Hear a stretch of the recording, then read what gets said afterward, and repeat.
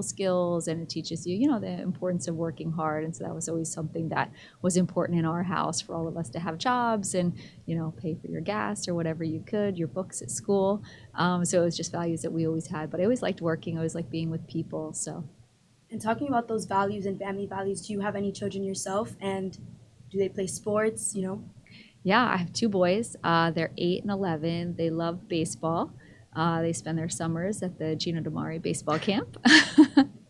But they love baseball. They love all sports, but baseball's been a special thing for our family. My husband loves baseball, and we really enjoy going to Marlins games. They were just out at a number of the World Baseball Classic games, and we're season ticket holders also. But yeah, we love baseball, a big part of our family life. I was gonna say they probably love going to see the Marlins and supporting. Yeah, they love it. They feel really fortunate to have the access they do, and they catch quite a few games. And what were a few of your professions prior to joining the Marlins organization?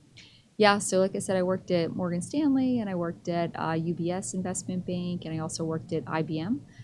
So, some technology and finance companies, and saw a little bit of everything, but really learned on a broad level how organizations run and, how to manage complex projects and complex departments. How did you end up, being with the Marlins? How did that come about? You've obviously worked your way up. Just talk a little bit about that.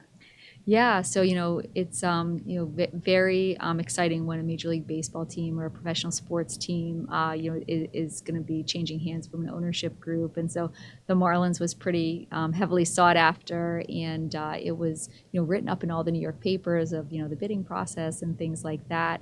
And one day, I was just working in New York, and somebody reached out to me and they said, hey, they knew somebody that was part of the ownership group, and that they were interviewing for people to go down and work at the Marlins, and would I be interested?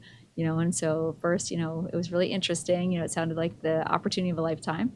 So yes, I went. I interviewed with a few of the board members, and ended up, being lucky enough to get an offer to come down here and work. You are the president of business operations. Talk a little bit about what that job entails, what you do on a day-to-day basis. Yeah, I always say it's really fun because you get to see the whole organization.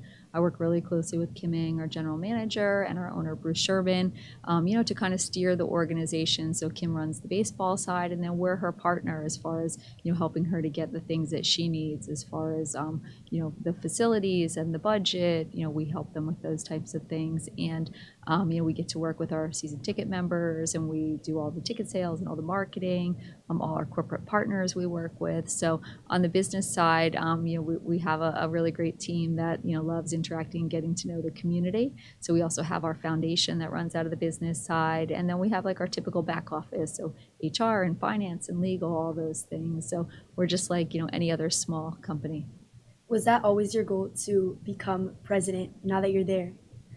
It was always, something that definitely was, the top rank of the business side. So definitely something that I always looked towards. And so prior to this, I was doing a number of things, but not the sales side of things. So it's been really exciting to work on the ticket sales and the partnership sales and the revenue side of the business, because ultimately, that's where a lot of our success is going to come from. So I feel like I have a lot more, input onto what's going to drive our business forward. Now that you have been with the Marlins for a little bit, what has been your favorite moment there? Oh, well, we just hosted the World Baseball Classic. You came out to a game and you saw how exciting that was. It was amazing. Thank you so much. I honestly, we had a great time. Yeah, I mean, that's got to be top 5 for me. But, opening day is always special. It gets that feeling of just ceremony and excitement. So I always love opening day. So we have opening day coming up on March 30th. And so we're all looking forward to that. And, that'll be another special one for us. Explain what your daily routine is on opening day, like what it's like. I'm sure it's probably a little hectic. Yeah, it is hectic. It's this year will be a little easier for us because we just hosted 15 games for World Baseball Classic, so the building's ready to go, and we had a pretty active off season. But yeah, it's just it's usually a sellout, and it'll be a sellout this year. And we'll just get the building ready and be ready to just invite everybody in, and we want them to come in opening day and then be inspired to come back for more Marlins games. So it's really important, we think, to make a really good first impression on opening day, and then we hope that people come back later in the season. And talking a little bit about the World Classic game, you guys, I feel, have done such an outstanding job marketing Lone Depot Park and just getting that spark, back to what it used to be. Talk about the experience of hosting the World Classic. I mean, it probably was crazy. Yeah, no, it was great. And we love being, the center of activity in Miami. One of the stats that we looked at, it's an honor to be on the site of the Orange Bowl. And, we were doing double headers for World Baseball Classic. And, one of the stats we came out with, like, this is the first time, more than 70,000 people have been on the site in a single day since the Orange Bowl.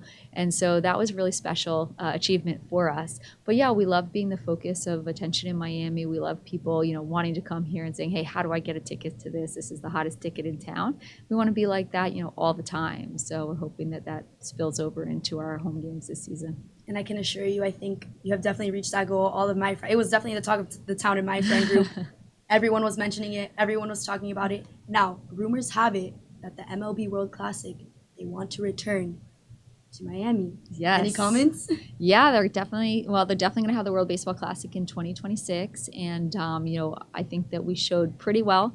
I think Miami did a great job, everybody coming out and attending the games, and the way that, all of our partners in the community, the police force, the way they supported just the heavy attendance. I think we did a really good showing. And so I think we'll see them back in 2026. Oh my gosh, I'm so excited and I can't wait to go again. I had such a blast. Have you faced any challenges in this position that I feel there's so much men surrounded, that it's predominantly men? Have you faced any challenges as a woman? Mm-hmm. I always think, like, as a woman, or any time you have a difference, you use that as your strength. So I think that, being a woman in a male-dominated organization or industry can sometimes be a real strength for you, in that, women look at things differently. We have a different style about things. And, sometimes when you're bringing parties together, trying to get agreement on things, I think that it's helpful to bring in a different skill set, and that, sometimes we can be good negotiators, or we can help people to see different points of view. But at the Marlins, we're actually pretty diverse. We have, like I said, myself and Kim, so we're the only professional sports organization that is, run by women on a day-to-day basis. So we're really proud about the diversity that we have at the Marlins, and we think we're a model for other organizations. And I know that you just mentioned that you guys are the only MLB team with women who are shown, I guess you could say, who are figured in sports. How do you feel about being a part of that? Yeah, it's a great honor. There's a lot of responsibility with it, and we, hope we are paving the way for others. And so there's a lot of pressure to do a good job, and make a good impression for all the women that are going to come behind us. How do you feel about women climbing up the ladder in sports? I think it's great. I think that having a diverse leadership and a diverse employee base is really important for companies, because your fans and your customers, like, they're diverse, and you want to think like them, because you want to give them a product that they're going to love. So I think that it's a natural thing, and it's going to make sports teams much stronger in the future. Well, because of you are paving the way for us women who are trying to be a leader in sports, so thank you. My idol is Erin Andrews. Who's yours? Ooh, my idol. I always go back to, my parents. I always look up to them, and, like I said, the values that they taught us and just what they did. My father was in the military, my mom was a teacher, and so I think that they always just worked hard and tried to, do their best every day, and I always look up to them. And what advice would you give to your younger self today? Ooh.